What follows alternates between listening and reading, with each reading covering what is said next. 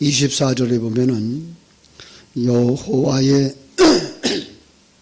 죄송합니다. 기드온이 여호와를 위하여 거기서 제단을 쌓았다라는 이야기가 나오죠. 구약 시대에 단을 쌓았다라고 하는 건요, 예배를 뜻한다라고 말할 수가 있을 것입니다. 조금 더 정확하게 말하면 성전, 신약 성경에 성전을 건축했다라는 말이 될 것이고요. 그렇다면 이제까지 있었던 신전은 헐어버려야 거기에 성전을 건축할 수 있는 것이죠. 그 성전 속에, 신전 속에, 그리고 단 위에서는 하나님과의 만남이 있는 곳이고, 거기에서 제물을 드리는 것이고, 거기서 믿음의 결단이 있는 곳이기도 합니다. 그런데 이 기드온이 이제 여호와의 단을 쌓는 이런 모습을 이제 25절부터 다시 한번 설명하고 있습니다. 그날 밤에 여호와께서 기드온에게 이르시되 네 아버지에게 있는 수소 곧 7년 된 둘째 수소를 끌어오고, 둘째 수소라고 이야기를 하고 있어요. 그죠? 소는 신을 상징한다고 그렇게 말씀드렸죠. 근데 왜 첫 번째 신이 아니고 두 번째 신일까요? 첫 번째 신은 하나님이죠. 그러니까 그들이 이제까지 신으로 모시고 살아왔던 우상을 잡으라는 이야기가 되죠. 그렇습니다. 성경 속에 이 바알이라고 하는, 아세라라고 하는 이런 신들이 참 그 하나님을 모방하고 나와요. 그래서 아세라 신이라고 하는 신을 이야기할 때는 엘이라고 하는 신의 아내, 여자 신이에요. 그래서 아세라는 여자 신이에요. 그 엘과 아세라가 낳은 자식이 바알이 돼요.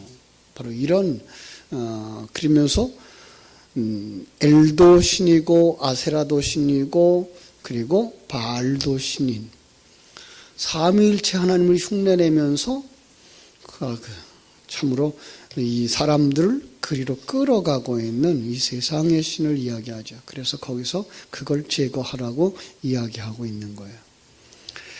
그들이 정말로 바알의 제단을 헐어야 되는 거죠. 네 아버지에게 있는 바알의 제단을 헐고 그 곁에 있는 아세라 신을 찍을지니라 라는 거죠. 아마도 바알 신인의 제단을 그 아버지가 관리하지 않았나 이렇게 생각을 해봅니다. 결국은 그 아버지도 우상 숭배하는 자라는 거죠. 마치 아브라함의 아버지와 같은 역할을 했던 거죠. 그런데 거기서 아세라 상을 찍어라. 아세라 상은 가나안의 최고의 신 엘의 아내예요. 그리고 바알의 어머니예요. 그 신이에요. 바로 이런 것. 이렇게 해서 우리를 미혹해 가고 있는 거죠. 오늘 이 땅에도 요즘 들어서 하나님의 교회 또 이런 얘기를 하죠. 그럼 어머니 하나님 이런 얘기들을 자꾸만 하고 있는데 아니요. 우리는 그것에 속지 말아야 할 겁니다. 그래서 정말로 산성의 꼭대기에 여호와를 위하여 제단을 쌓습니다. 26절 이 산성 꼭대기에 네 하나님 여호와를 위하여 규례대로 한 제단을 쌓고 그 둘째 수소를 잡아 네가 찍은 아세라 나무로 번제를 드릴지니라 합니다. 자, 이제 기드온이 하나님 앞에 이제 순종한 일만 남았죠. 27절에 보니까 기드온이 종 10사람을 데리고 여호와께서 그에게 말씀하신 대로 행동을 합니다. 참 아버지를 두려워하고 동네 사람들을 두려워해서 낮에 그 일을 행하지 못하고 밤에 행하였다라고 이야기를 하고 있는데요. 바로 밤에 일어나는 일 이런 의미가 되겠습니다. 밤은 이 세상을 상징하고 있어요. 낮은 바로 하나님의 나라를 상징한다면 바로 밤은 이 세상을 상징하고 있는 거죠. 니고데모가 예수님을 찾아왔던 것도 밤이었고요. 그죠? 그 니고데모가 나중에 예수 그리스도를 믿는 믿음의 사람이 되었을 때 그는 밤에 있어요. 예전에 밤에 왔던 사람 이렇게 이야기를 하고 있는 것을 우리가 보아서 밤과 낮을 이렇게 성경은 우리에게 가르쳐주고 이 세상 속에서 일어나는 영적 싸움이다라는 거 우리에게 강하게 가르쳐주는 것을 볼 수가 있습니다. 그래서 아마도 이렇게 동네에서는 떨어졌지만 산 꼭대기쯤에 이 바알 신당이 있지 않았는가. 그래서 그 밤새도록 그들이 그걸 쳐 부수고 할 동안은 동네 사람들이 몰랐는데 아침에 일어나 보니까 그들이 쳐다봤을 때 이 산당이 무너져서 그 자리로 모여들었던 그런 현장은 아닐까라는 생각을 해보게 됩니다. 자, 29절에 보니까 그들이 모였습니다. 서로 물어 이르되 이것이 누구의 소행인가? 그들이 캐어 물은 후에 이르되 요아스의 아들 기드온이 이를 행하였도다. 서로 물어보았다. 어떤 사람은 그래서 어떤 그 주석학자는 그 기드온의 10명 종 중에 한 사람이 그들에게 고해 바친 건 아닐까라는 이야기까지 합니다. 그렇게 볼 것까지는 없어요. 그죠? 그러면서 그들이 추측을 했을 것이죠. 그럴 수밖에 없어요. 우리의 그 행위들은 아무리 감추어도 감출 수가 없는 것이 사람들이죠. 그래서 이렇게 드러났어요. 그랬더니 요아스의 아들을 끌어내라고 그를 죽이라고 이렇게 요청을 합니다. 30절 성읍 사람들이 요아스에게 이르되 내 아들을 끌어내라. 그는 당연히 죽을지니 이는 바알의 제단을 파괴하고 그 곁의 아세라를 찍었습니다. 백성들이 화가 잔뜩 났어요. 그죠? 그들의 신이라고 생각을 해왔고 그들의 신이 지금 화가 노하면 그들이 풍년을 이루지 못하고 고난을 당한다라고 생각하고 있었던 거죠. 그죠? 그래서 이것은 우리가 알 수 있어요. 이것이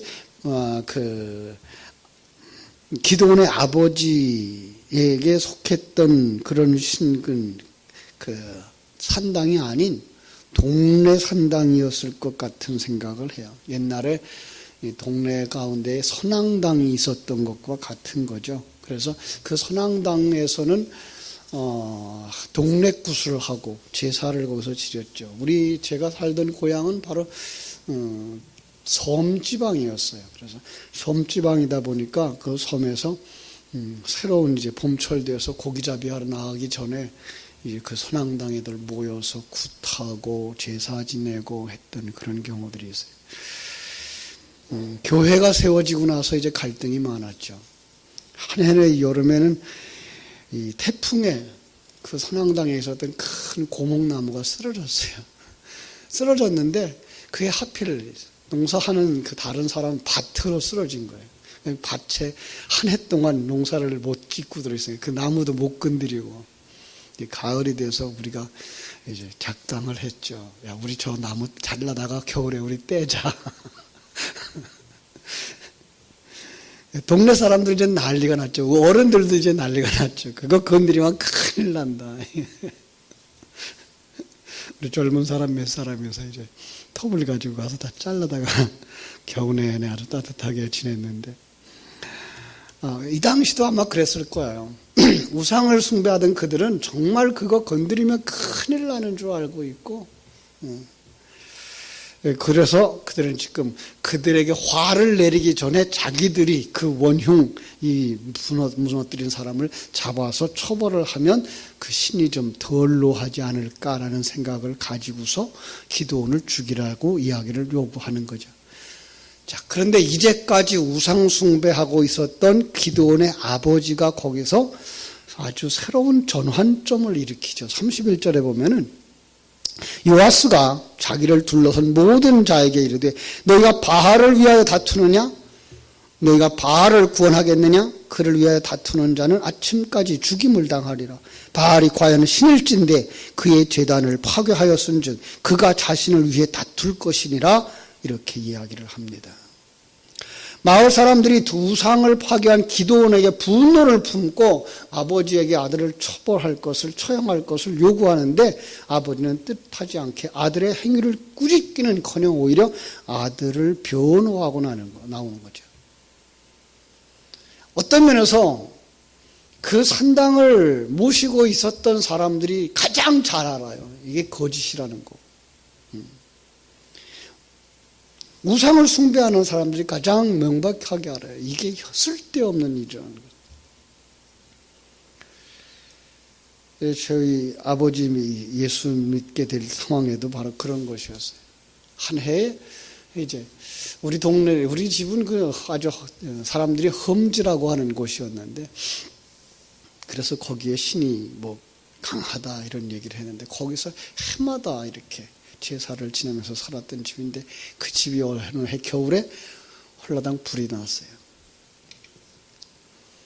우리 아버님이 한 해는 마다 안방하고 부엌하고 짓고, 그 다음 해에 혼자 창고 짓고, 그 다음에 한 해 외양간 짓고 해서 혼자 올라가서 지은 집이라서 아주 약했던 거예요. 다른 사람들은 올라가지도 못해요, 지붕에. 그만큼 약한데 이게 불에 타고 나니까 아무것도 구할 게 없는 거예요. 그렇지 않아도 마음에 이제 불안하고 그랬었는데, 어머님이 저하고 이제 예수를 믿으면서 아버님한테 부탁을 해서, 여보, 우리 아들을 위해서 예수 믿어줍시다. 그러자 이제 아버지도 이제 그 다음 날부터 새벽 예배를 하시기 시작했어요. 왜냐하면 우상을 그렇게 섬겼던 사람이 개종을 한다든지 그러면 그 귀신의 역사가 심할 것이고, 우리가 이기지 못하면 화를 당할 거라는 생각을 가지고서는 새벽을 깨우셔서 열심히 기도를 하시면서 신앙생활을 하셨어요. 근데 그분들이 아셨어요, 이 우상의 헛된 것을. 그러니까 우상 숭배를 오래 한 사람들은 속으로 알아요. 이게 쓸모없는 거예요. 그런데 다른 어떤 것을 의지할 수가 없는 거예요. 왜요? 혹시라도 모를 그 화를 면하기 위해서. 그래서 그냥 그때까지 가는 거예요. 정말 그때에 필요한 게 있어요. 그게 누구예요? 기드온과 같이 앞장서는 사람이에요. 나팔을 부는 사람이에요. 요즘 우리가 이제 새해에 그 전도를 다시 한번 더 활성화시키자 그래서 세미나에 참석하면서 거기서 듣는 얘기가 이제 80-20 법칙이죠. 한 집단 속에는 20%에 적극적으로 찬성하는 자와 20%에 적극적으로 반대하는 자가 있고, 60%에 그냥 그들이 누가 잘 끌고 가면 끌려가는 사람들, 이런 무리로 되어져 있다는 거예요. 그러니까 20%가 힘을 내서 앞장서면 나머지 60%는 따라오는 거죠.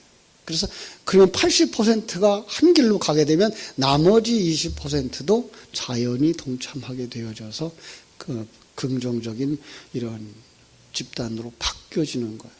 근데 그들 속에 부정적인 의견을 가진 사람들이 대세를 이루면 나머지 60%도 그 부정적인 의견을 따라가 버리는 거예요. 그러면 적극적인 20%가 힘을 쓰지를 못하고 살아가는 집단이 되는 거죠. 바로 이들도 그랬던 거예요.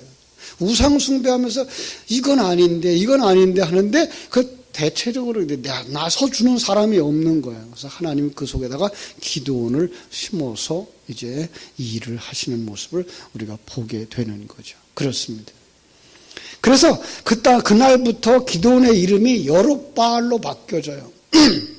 여룹바알이라는 말은 바알에게 대항하다라는 거, 바알과 싸우다라는 사람. 이거 오늘 크리스찬들의 모습인 거죠.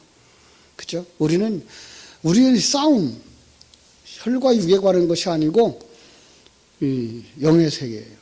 악한 마귀 권세와 싸워야 되는 거예요. 그 기드온이 앞장서는 거예요. 그래서 기드온이 그 대적들이 어디에 서 있어요? 33절 보니까 그때 미디안과 아말렉과 동방 사람들이 다 함께 모여 요단강 강을 건너와서 이스라엘 골짜기에 진을 쳤어요. 싸우려고 온 게 아니라 예전처럼 정복하고 그들의 물건을 빼앗아 가려고 온 거예요. 그래서 7장에 가면은 기드온이 공격했을 때 그들은 대책 없이 당하는 상황이 되어지는 거죠. 그런데 이제 여호와의 영이 기드온에게 임합니다. 34절 여호와의 영이 기드온에게 임하시니 기드온이 나팔을 불매 아비에셀이 그의 뒤를 따라 부름을 받으니라. 예, 나팔을 불어요. 복음의 나팔이죠. 바른 복음을 증거하는 거죠. 하나님의 존재에 대해 확실하게 제시하는 거죠. 그렇습니다. 진리에 대해 분명하게 말하는 거예요. 지금 우리 한국교회도 너무나 미온적이에요. 뜨뜨미지근해졌어요. 미신을 섬기는 것도 아니고 하나님을 섬기는 것도 아니고 하나님을 섬긴다고 말하면서도 신앙생활의 대체적인 행위가 전부 다 미신적인 거예요. 대부분의 사람들이 그냥 예배당에 와서 앉았다 가는 걸로 그들의 신앙생활을 다 했다라고 생각을 하는 거예요. 거기다 조금 헌금이나 하고 봉사나 조금 하고 있으면 그게 신앙생활의 전부인 줄 알고 있는 거예요. 아니에요. 그의 가치관이 변화되지 아니하고 하나님의 생명을 같이 누리면서 살아가지 아니하면 그건 아닌 거예요. 그 복음은 분명한 복음을 제시해야 되는데 강단이 그 복음을 제시하지 못해요. 왜요? 교인들이 떠나갈까 봐. 그 숫자가 줄어들까 봐. 그래서 그냥 착한 소리만 하자는 거예요. 좋은 소리만 하자는 거예요. 위로하는 소리만 하자는 거예요. 복음은요, 이 옛사람한테는 정말 칼을 들이대는 수술이에요. 어떻게 거기다 좋은 소리를 해주겠어요? 그들이 듣고 싶은 걸, 아직 거듭나지 못한 그 사람들이 듣고 싶은 건 그냥 위로해주고 잘 된다고 말해주고 복 받을 거라고 말해주기를 원하는데 그거 해달라는 거예요. 아니요. 어디 하나님의 선지자들이 그들에게 그렇게 얘기했나 보세요. 성경을 제대로 살펴보면 진정한 수술 후의 위로가 있어요. 그들이 아픔을 겪고 고통을 겪고 끊어버려야 할 것들을 강하게 요구하시고 나서 그렇게 요구되어질 때 그 고난 속에서 하나님을 바라볼 수 있도록 위로가 들어오는 거지, 무조건 들은 사람들은 다 잘 될 거야, 다 편안할 거야, 잘 되고 있는 거야, 이렇게 성경은 이야기하고 있지 않다는 것. 복음의 나팔을 분명히 불어야 되는 거죠. 그러기 위해서 먼저 우리가 가져야 될 게 성경적인 지식이에요. 성경을 읽지 아니하고 성경의 내용을 모르면 깊은 이야기를 할 수가 없어요. 그래서 성경을 읽으셔야 돼요. 성경의 내용을 줄거리를 아셔야 돼요. 그래야 그 줄거리 속에 담겨져 있는 진리를 발견할 수가 있게 되고 그 나팔 소리에 아멘 하고 달려나와서 적극적인 사람들, 하나님의 생명을 가진 사람들로의 무리를 이루고 그래서 교회 전체를 그런 방향으로 끌어가는 교회가 될 수 있는 거죠. 그죠? 그래서 나팔을 불자 거기에 이제 아비에셀이 그의 뒤를 따르고 또 기드온이 사자들을 온 므낫세에 보내고 그리고 아셀과 스불론과 납달리에 보내니까 그들이 다 올라와서 그를 영접해요. 그리고 그들이 다 하나님의 사람으로 적극적인 사람으로 바뀌어지는 거죠. 자, 오늘 여기까지 합시다. 하나님께서 오늘 우리에게 주시는 말씀들을 다시 한번 묵상했으면 좋겠습니다. 우리 하나님께서 우리 앞에서 헐어버리라고 하는 거, 바벨탑이에요. 헐어버리라고 하는 거 우상의 제단이에요. 이 세상의 가치관이에요. 내가 그것을 붙잡고 가는 것 없는지, 그 헐어버린 자리 그냥 두면 안 돼요. 거기에 뭐 해야 돼요? 여호와의 제단을 쌓으셔야 돼요. 예배가 살아나야 돼요. 말씀이 살아나야 돼요. 기도가 살아나야 돼요. 찬송이 살아나야 돼요. 그리고 여러분들이 나팔을 부는 자가 되셔야 다음 사람들이 같이 동조하게 되고 힘을 얻어서 그리고 하나님 기뻐하는 교회로 세워지게 될 줄로 믿습니다. 기도하겠습니다. 하나님 우리 아버지, 하나님의 크신 은혜와 사랑을 감사합니다. 하나님께서 일하시는 그 아름다운 모습을 오늘 우리들에게 보여주셨습니다.